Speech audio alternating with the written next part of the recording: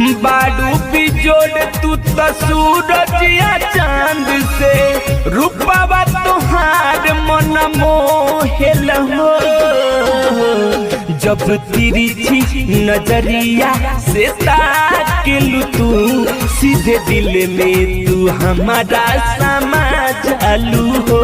जब हंस हंस के राजा बतिया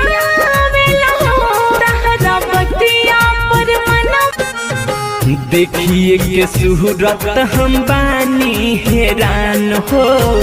ए जान बहिए में करती बिहान हो।